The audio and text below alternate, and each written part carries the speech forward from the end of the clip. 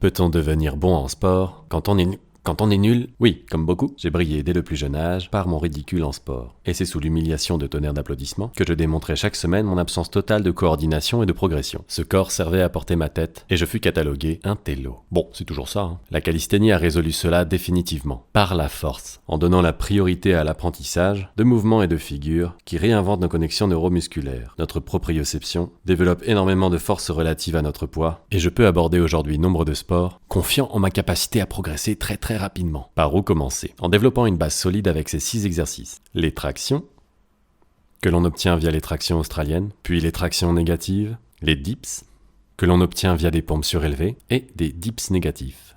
Les pompes, on peut commencer les pompes très haut et descendre jusqu'aux pompes très progressivement. Le gainage, on peut démarrer à genoux. Le L, plus dur. Bull, on apprend à pousser jusqu'à décoller, et en décollant les pieds, et on va juste apprendre progressivement à les tendre de plus en plus. Et les pistol squats. Tenir une version assistée suffit largement au début, on l'obtient à partir des squats, et on descend progressivement sur des supports de plus en plus bas. Avec ces 6, nous voilà armés pour prendre la direction que l'on veut dans l'apprentissage de figures et mouvements que l'on trouve cool ou utiles. C'est un jeu où l'on débloque des niveaux à chaque étape. Un nouveau mouvement débloque l'apprentissage de 3 nouveaux mouvements, etc., etc. Au bout d'un moment, on se sent capable de tout apprendre. Dans un corps sain qui sait intuitivement mieux se protéger et performer.